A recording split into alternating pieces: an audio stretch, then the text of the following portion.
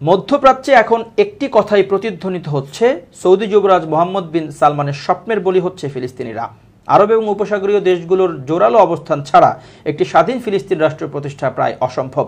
কিন্তু এই অঞ্চলের অন্যতম নেতৃস্থানীয় দেশ সৌদি আরব যেন স্বাধীন ফিলিস্তিন রাষ্ট্র প্রতিষ্ঠার এজেন্ডা থেকে সরে এসেছে।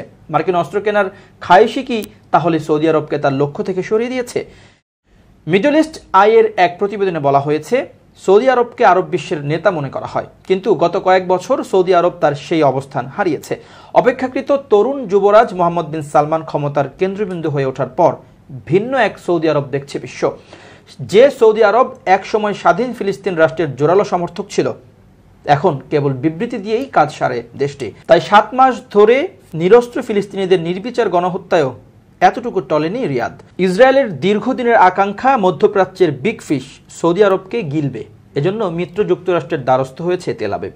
আর রিয়াদের স্বপ্ন হচ্ছে মার্কিন অস্ত্রে মধ্যপ্রাচ্যের দানব হবে। তবে সৌদির সেই স্বপ্নের পথে কাটা ফিলিস্তিন, কেননা অস্ত্র কেনা বেচার এই চুক্তিতে সৌদি আরবকে ইসরায়েলের সঙ্গে সম্পর্ক স্থাপনের শর্ত জুড়ে দিয়েছে যুক্তরাষ্ট্র। তাই গাজায় গণহত্যা দেখেও দ্বিধাগ্রস্ত সৌদি, সাইডলাইন থেকে সবকিছু দেখছে। ওয়াশিংটনে বসে নিজের মালিকদের কথাই শুনছেন না তেল আবিব। সেক্ষেত্রে উপসাগরীয় প্রতিবেশীদের কথায় পাত্তা দেওয়ার প্রশ্নই আসে না। তবে গাজায় চলমান ইসরায়েলি আগ্রাসন সৌদি আরবের ভালো মানুষের মুখোশ খুলে দিয়েছে। এখন প্রশ্ন উঠেছে, সৌদি আরব কি কখনো স্বাধীন ফিলিস্তিন রাষ্ট্রের সমর্থক ছিল? রিয়াদের এমন ধোঁয়াশাপূর্ণ অবস্থান গাজায় দীর্ঘস্থায়ী সংঘাত ঠেকানো এবং স্বাধীন ফিলিস্তিন রাষ্ট্র প্রতিষ্ঠার রাস্তা কঠিন করে দিয়েছে। গাজা যুদ্ধবিরতি নিয়ে কাতার, মিশর, এমনকি সংযুক্ত আরব আমিরাতকে যতটা তৎপর দেখা গেছে, সেই অর্থে পেছনের বেঞ্চে বসেছিল সৌদি আরব। বিশ্লেষকরা বলছেন, ফিলিস্তিনিদের অধিকার আদায়ের সংগ্রামে সৌদির এমন নীরবতা অবাক করা নয়।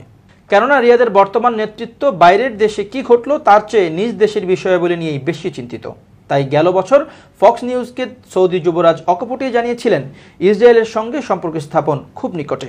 ওই সাক্ষাৎকারের 7 মাসের বেশি সময় পর ইসরায়েলের সঙ্গে সম্পর্ক স্থাপন নিয়ে দেশের মধ্যেই বিরোধিতার মুখে পড়েছেন মোহাম্মদ বিন সালমান। একটি জরিপের তথ্য অনুযায়ী সৌদি আরবের 96% মানুষ ইসরায়েলের সঙ্গে সম্পর্ক স্থাপন বিরোধী। এরপরই সৌদির সরকারি গণমাধ্যমের সুর বদলে যায়। এমনকি সম্প্রতি ওয়াশিংটনকে জানানো হয়, পূর্ব জেরুজালেমকে রাজধানী করে 1967 সালের সীমানা অনুযায়ী ফিলিস্তিন রাষ্ট্র প্রতিষ্ঠা ছাড়া ইসরায়েলের সঙ্গে সম্পর্ক স্থাপন করবে না রিয়াদ।